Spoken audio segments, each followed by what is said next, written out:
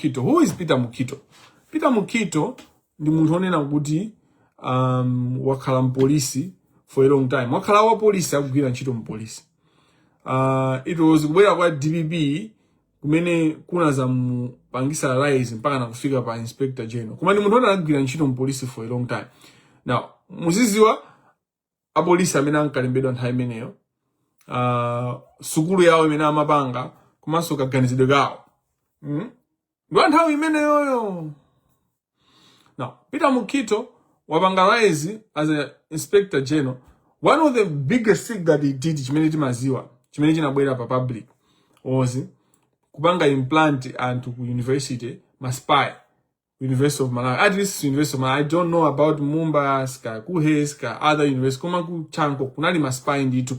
And amena nimeo jangati ma student, kuma akufuna mbabanga spy. Akufuna kuma, akazitapi. Chiche wajo mveka bunu. Kunali akazitapi. Akazitapi aja, anaka munenina, Professor Blessings Chinsinga. Kuti magudu kumana songati medi nazikira kusokunaza zoso now sa Blessings Chinsinga. I would cancel your eyes. What about my eyes? What about my eyes?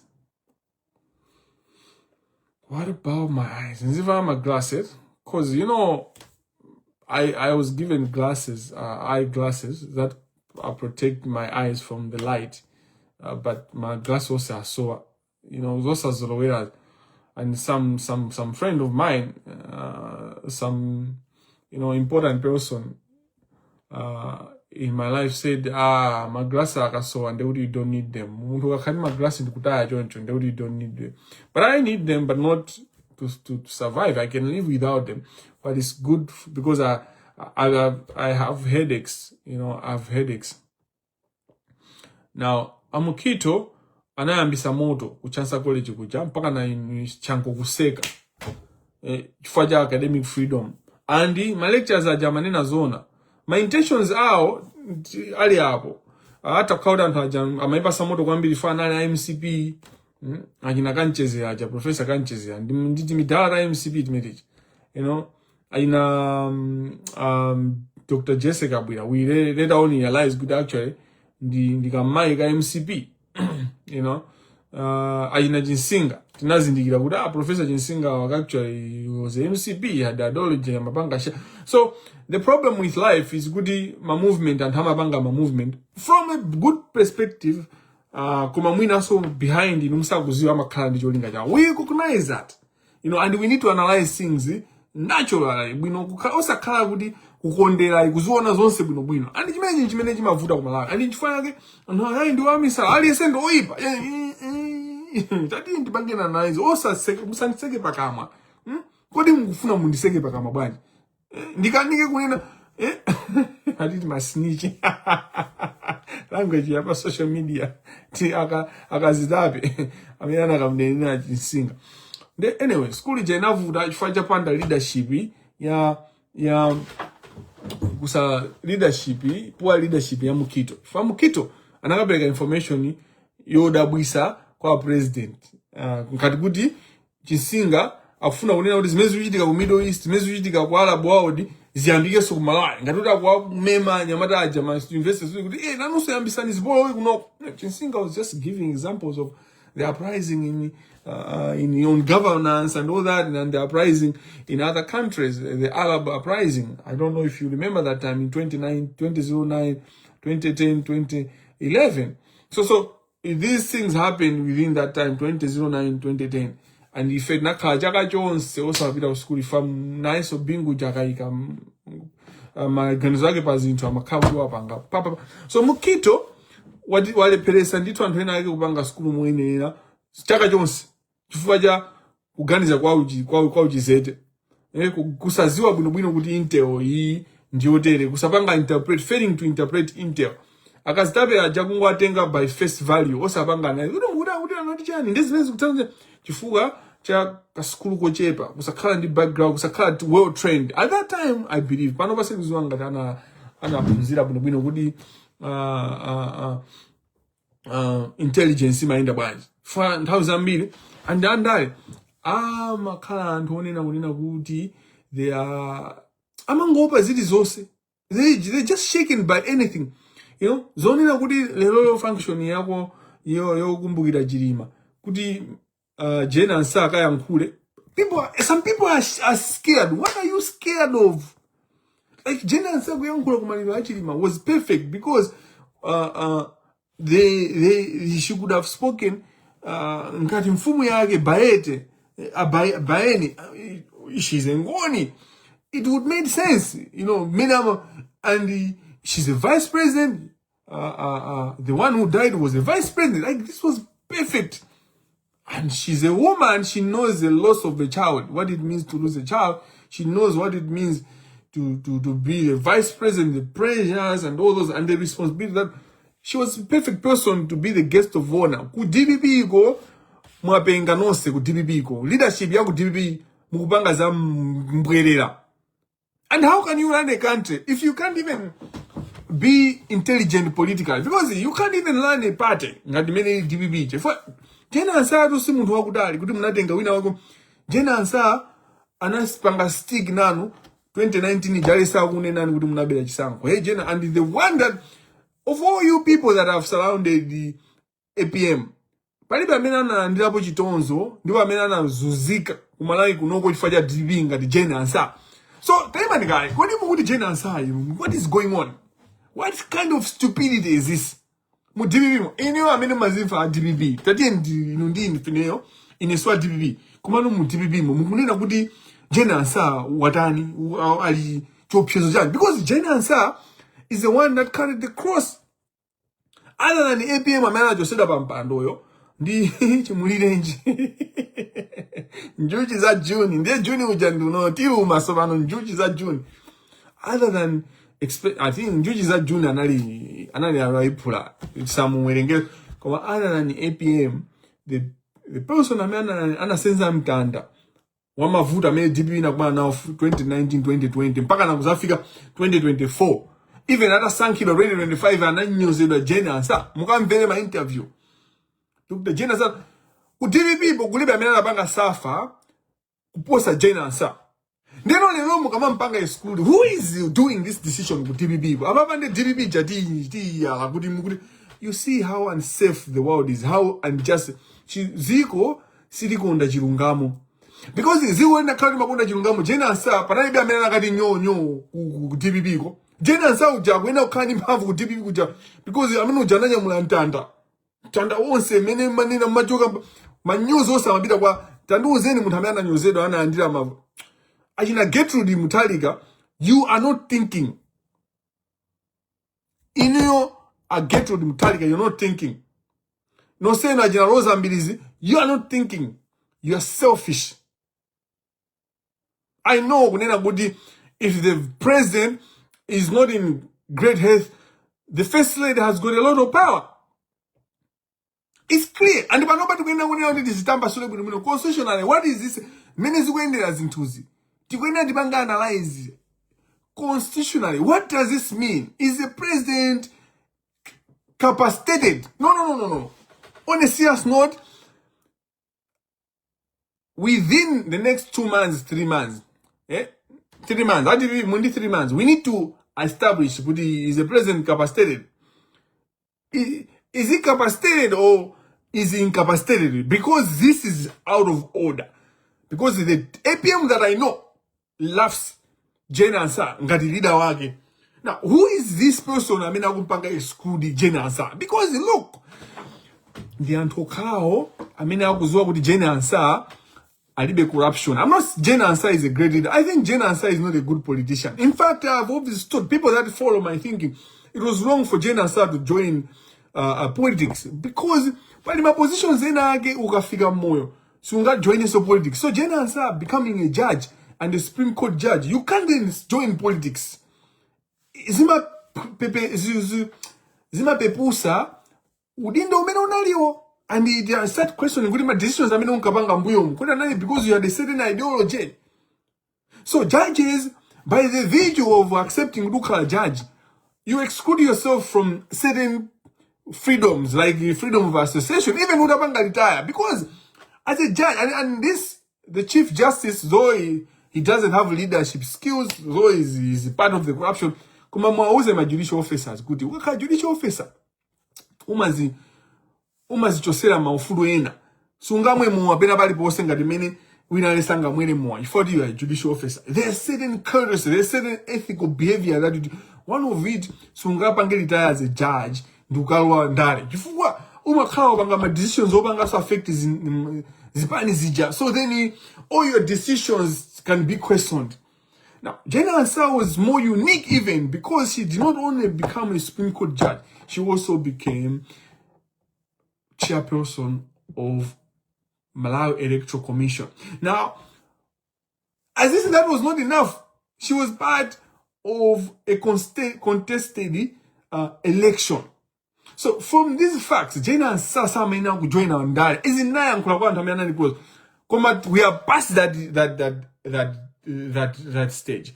Zimene zinachitika and Malawi anamusankha ngati vice president waziko because Jane Ansah anasankhidwa limodzi ndi APM ngati vice president, Jane Ansah APM ngati president. So now we have moved that, but we should, I'm just giving you an part that my view was that Jane Ansah was not supposed to join politics. Even in parliament, because she has attained a certain status in our society that if she does something, it then questions my decisions. Ujaji do suafaka bhinga dizimene mukupanga zaji bwanazi. Ujaji is sacred. Mena makarira pastor, mena makarira wansembe, a priest, mena makarira prophet. Osaridu ma prophet ano akunyenga anawa, akugwirira anawa. Because ma prophet amene mukuzwa ngo gwirira anawa, basi my religious people who are just looking at what is there. I'm talking about proper religious people. The clergy. You know what the clergy are? The clergy. You are in that. That's why we call you my lords, my lord, my lady. It's a symbolization of justice. Kale lero imapangidwa associate mpaka na panoba tikuena tizipanga associate ndi mulungu. You should look at the Old Testament, how Israel transformed from kings to, leadership, political leadership. Yeah, kuchoka kuma prophet, pali story, there's a whole story. Anage andandani, amapanga, amajaza kujaza, ubezi mabere kupeleka kwa mugina antana yambe, kufuna mafumu, anaza kuma mukufuna hizi, kina mafumu ajanda, meala oyuza milandu. That's why there's a story of a woman with 2 babies, where the other woman says, mwana wanga, amene wafa ndwa uyu, amene ali moyo ndwandani ndwaine. And then the king said, tingo gawa bakati mwana tingo mupa. Ujamene mwana wanga nafali, imene nde chilungamu kena kwanaza awanda gangata. Amai awanda gangata. Mwana belongs to Jane Ansah. And king anatenga mwana uja kumpasa Jane Ansah. My point is that we need kumalawi tizikhala organizer ndikumayang'ana zinthu. Ndilipo mpajatu pa Mukhitho amene muli nditi tima brain topyapya toti sumapanga follow zinthu tili pa Mukhitho akuyenda walepheresa anthu kumanokena kononda fika anokuzapereka example ya Jane Ansah. Ndipo ndikufusa kunena kuti kodi amene akuyambisa kuwakuwa kapena kumusokoneza kumusekereza Jane Ansah even in the first term of office. What the hell is going on in DBP? And you and how would you be mpapavu zimezi muzitenga kuti. Ndo mene minga unena kuti incapacitation ya APM ikuonesedwa ndi kachitidwe ka anthu aku DBP. Zimene mukupanga palena akamena kuyendesa dzikoli. Ani zikuchita kuoneka ndi zimene mukupanga zozerezeka za umbwambwana because dziko lija mnakatha kumayendesa if osaziwa. If sinakaziwa nangoti maganizo. You were supposed to be running this country. Mena maganizira APM sinakaziwa. Kuma mukupanga yendesa dzikoli momenti mazoti decision iyo wabanga ndi geto di mutalika, decision iyo wabanga tadikira, decision iyo wabanga ndiwa zikuchita kuonekeratu. So the incapacitation of APM becomes relevant because of the way you are running. You're not running it in the way APM would run the government, would run his things. If APM tukumuziwa ka simungati unamize kodi APM swani katu APM ndo watonse. That's what you forget. And APM has spoken to everyone, the important people and also the people that have reached out to APM. He speaks to all of us.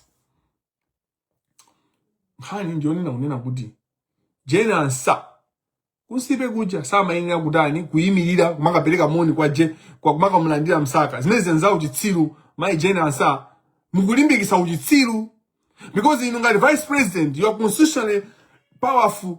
Your power does not come from political leaders, it does not come from APM at all, it comes from the constitution. So you are supposed to sit down because you are the most important. Boma ndendi inuyo ngati APM wachoka Malawi inuyo nde boma ka, but you need to accept it. You need to declare it. You need to act like a president. You are the president when APM is not in this country. It's as simple. This is a law.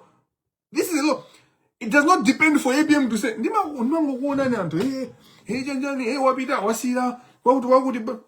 this is an operation. The president never acts in a vacuum. A president acts with the law. And the senior council in this country, Maloya, you are part of the problem. You are stupid. This country, the law is clear. We have the constitution, which is the supreme law of the land. Why don't you guide the people? Why don't you tell the president, no, the president, you can't do that. Why don't you tell Ansah? You are running this country as a political party. Ziko ama mani banga landing at Japan. Ziko ama si Japan. Ngara funa zibanga zaji sawa, zibanga ku Japan kwa huko. But when it comes to vice president, hands off the office of the vice president. We don't need good AI. Tipange amendment. The law that we have is enough. Ya tipangile tu. Ama kunamiza njonjo makateo. When people don't want things to change, they lie to you. Yeah, vote on the law. The law is okay.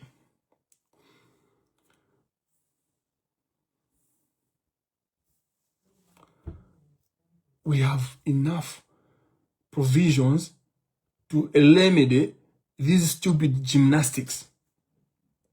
And Jane Ansah, you should stand your ground.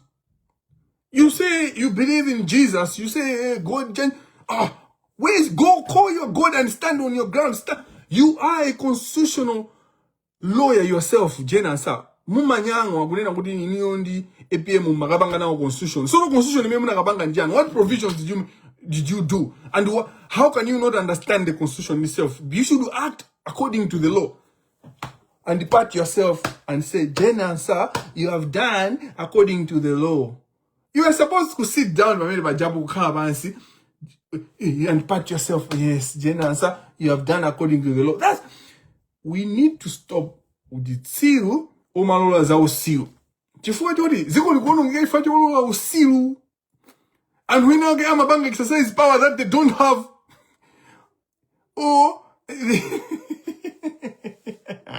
the senior council, you look at the morning body language ya Msaka. Msaka nyu amachira kuoneka kuti akuona kuti zimene zikuchitika pepa chenza uchitsiru. Amachira kuziwa kuti the law doesn't allow what he's doing, and that's why he was embarrassed. That was embarrassing. Jane Ansah, rise up to the occasion. The law is clear. DBB go palibe muntu amene anaona zilango ngati Jane Ansah inendu kupanga challenge. Muntu onese muntu ku DBB. So Jane Ansah mumupanya bwanji miyala lero lwa DBB. Chifukwa chake Jane Ansah swakatangali. Nkani yake ndi imene yodu. Ine Jane Ansah chimene anthu ajaku panga sel because swakatangali. It's as simple as that. Because Jane Ansah swakatangali. So they are afraid of Jane Ansah. And we are watching that to happen. Basi, mitu mangole merachi, mitu chachukuru, empty heads. Mitu ungo sasa utuchi, ukauka utuchi nchenga, ukauka mutu ungo sasa zimazi, no substance. Mukomazi nina a professor of law, a doctor of law. What are you talking about? What are you saying? Which law in Malawi? What are you talking about? Which law? The judge of what? Mukhitho wasokoneza kumene kuja